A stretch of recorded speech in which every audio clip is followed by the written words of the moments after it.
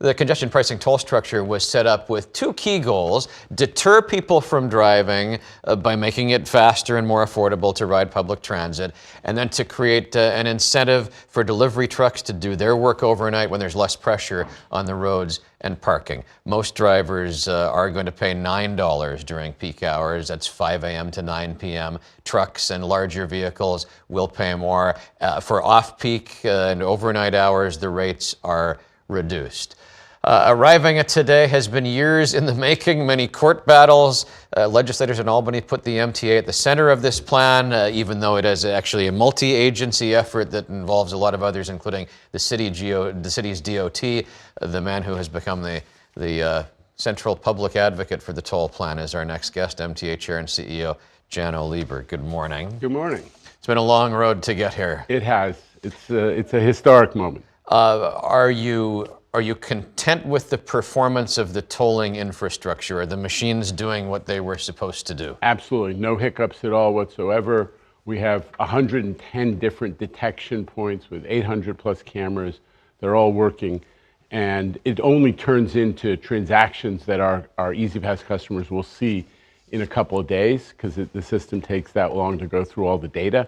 But everything's working right as it's supposed to. So will you be publishing some sort of comparative statistics so all of us can judge whether this is working? Because you have this trove of data now coming from these scanners, and you've had the ability to monitor those same scanners over the past few months. What will you do so that the public can hold you accountable? Well, we're going to put out a dashboard that gives everybody a sense of how many vehicles are entering, how many of those are chargeable, how many of those are not going to be charged because they're on excluded roadways, they have exemptions and so on. So all that data is going to be public. We're watching it very closely because we have to learn as well how the system is working in every way. But the initial take on it is very positive. I mean, New Yorkers recognize that the time has come to deal with our traffic problem. We've been working on this 5 years, but you only got to stand in Midtown for 5 minutes to know that traffic is a huge negative for New York. We got to deal with it. New York is dealing with its challenges. That is the message of this moment. I'm excited for a congestion dashboard. We will be watching that, I'm sure, daily when it's here. But in the meantime, how will you measure success or failure? I think that it's going to take a little, Jay, we got to be honest with ourselves. New Yorkers are not going to change their behavior overnight. There are still lots of people out there who are just kind of finding out about it, learning, checking their E-ZPasses, and it'll take a while for people to adjust behavior. So I don't want to mislead folks that this is going to happen overnight, but the word is getting out, and we're going to see how it unfolds. But will it be like a dramatic drop in those numbers on the dashboard? No, in fairness, the goal has been to decrease traffic or vehicle entries into the CBD by 10 to 20%. Obviously, with the slightly lower toll, which, as Kathy said, the governor did, has been very successful, her rollout of that reduction. But with the lower toll, obviously, set our sights a tiny bit lower in terms of traffic reduction, and it's going to take a while to kick in.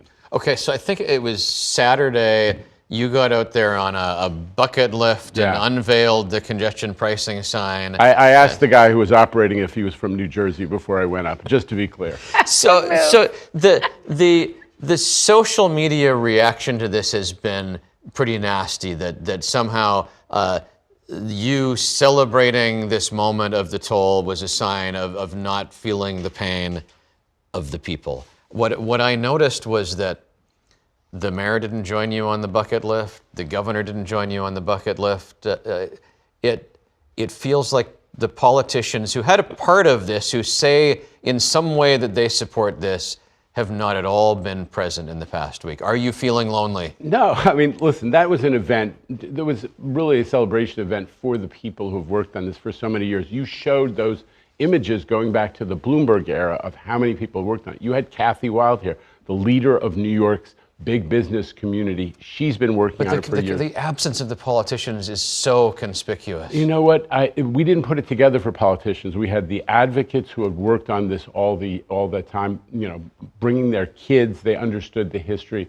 And it was just something to mark the moment when we were when this system was going into effect. Listen, there's no antagonism towards anybody intended about this. This is just about dealing with our problems and being realistic. We can make change. When I was a kid, Pat, in New York, nobody picked up after their dog. When Mayor Bloomberg banned smoking in bars and restaurants, people said that New York nightlife was going to die. We can make change, and we do adapt. It's but fascinating, though, to see the mayor, like on Fifth Avenue, saying, we are going to transform this into a pedestrian plaza that's better for the city. And he has really left you hanging out there to own this. Yeah, listen, the legislature gave the MTA is a transit agency. For whatever reason, back in 2019, the legislature gave MTA responsibility for implementing this. So we've done it. We're being professional about it. We did hundreds of outreach sessions, hundreds of hearings. We did a 4,000-page study. It took 5 years.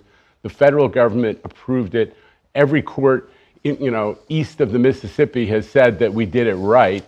And now we're implementing. This is about government professionalism in a difficult, challenging initiative. We got it done. But don't miss the history of this, that New York is joining the other major cities and planning for the 21st century. We just got 2 train stations open the last couple of years. We redid LaGuardia Airport, credit to the Port Authority and those. We're redoing JFK. We are a 21st century city. This is part of it. Dealing with our traffic is part of that future. We had a whole bunch of people getting to us on email, on social media with questions, concerns. I've got an Instagram message from a guy named Blair. This is the question that we asked, and we asked people, what do you think of the toll? Blair says there will be some crazy things happening, people cramming to park in the 60s, people meeting on the FDR and West Side Highway to avoid the toll. It'll separate the boroughs. What about this area just north of the congestion zone? I honestly, listen, let's keep things in perspective. Number one, all the studies showed none of those doomsday scenarios were going to come to pass. But let's just bear in mind, there are 90% of the people who come to the CBD take mass transit. It's only 130,000 people who drive their personal cars. We tend to think that that's the whole world. It's not. So I think we may be overestimating the scale of they take up a lot. Personal cars take up an enormous amount of room for one person, but the number is not as great as sometimes talked about in these doomsday scenarios. I don't think we're going to see the kind of drama that we're talking about, but I'm monitoring it very closely. And you will address it if, like, on the West Side Highway by the boat basin, if that becomes an issue over there, or the FDR at 79th Street. I just don't think that people who are driving in, most of whom are paying significant tolls. By the way, the tolls went up on the Garden State. The tolls went up on the New Jersey Turnpike. Oh, everything's the up tolls today. Went up. The tolls went up on the Port Authority. Nobody from New Jersey was yelling about any of that, especially the governor who put those tolls into effect. Yeah. But the more important thing is people who choose to drive because it's so expensive to park, it's so expensive to operate an extra automobile, are already making that choice. People are not pulling the side of the road, I don't think, out of surprise. We haven't seen any of that. So we did a ride along with a woman who lives up in Hartsdale, and she works on Broadway, so she comes in every afternoon and goes back home. As we're driving with her here, she points over there. She says, "That's the Metro North train station," which she drives past. And then she's driving along here, essentially next to the train tracks. She says there were service cuts in the pandemic that were never reinstated. Her show doesn't end in time to make the 10:30 train, and the next one is more than an hour later. We've heard this a lot, that the trains are not frequent enough for public transit to be viable. I respectfully, I don't know her personal situation. I'm not asking you to comment on the But personal I'll tell you situation, that Metro North is running literally 700 or 800 trains a day. It's running 99% on-time performance yesterday, 98% on-time performance.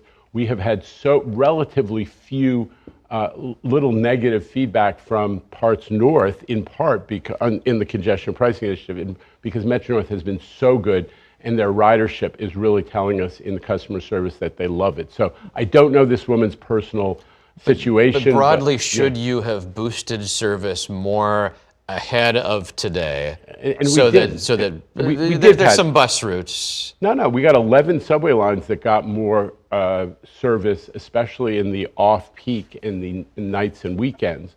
Which So- is when you felt it was most vulnerable to that, Well, that because lack of just frequency. just because, coming out of COVID, we were seeing coming out of COVID, it's interesting, people are riding more on a percentage basis in the off hours and the weekends when they have somewhere to go. A lot of people doing hybrid work, they're riding a little less in the peak on the weekdays, but all of a sudden our numbers are 90+% of pre-COVID on the weekends and the nights. Very positive sign, and we wanted to give those folks more service and more options. So we've grown service dramatically in those periods. So I'd say that we have the best subway service in a decade. Long Island Railroad and Metro North are literally providing historically good service, and there's 40% more on the Long Island Railroad. I don't know this woman's situation. The transit system is in pretty good shape, and I don't think that's the issue. I think we have to help some people who are accustomed to driving consider another alternative that we hope is going to be better for them in the long run. What is your worst case scenario? What's keeping you up at night? Is it that nothing changes and that this winds up being something that people just view as another grab for money? Listen, there's been so much work to do, and our team has done an amazing job. And in fairness, the governor, by stepping in and dealing with the sticker shock, as Kathy called it, has also, I think, added something positive. We're obsessing about the details, but we don't have our head in our hands worrying about the bad scenarios. But we're getting the details all addressed, and I think we're heading in the right direction. This is like everything in New York. We tend to argue about it in a very zero-sum way, and when it's implemented, people adapt and people move on. I've seen this again and again. I spent 14 years rebuilding the World Trade Center, which was constantly being fought over.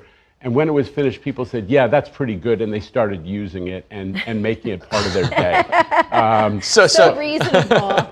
So final question, is it 6 months? Is it a year before the net result is clear? What's on your timeline for knowing whether this was a good thing? I'm not certain, but I promise I'll come back in 6 months or less, and you can ask me again how much progress we've made. We're going to be tracking it very closely, and it's obviously going to be no secret to you. You guys led with it on midnight on Saturday night when it went into effect, and that was a sign. When New York 1 leads, you know it's important, and so did the BBC World Service. Huh? That is a sign that this is an internationally significant initiative, and it's important for New York. It's important being watched around the world, and we're going to make it work.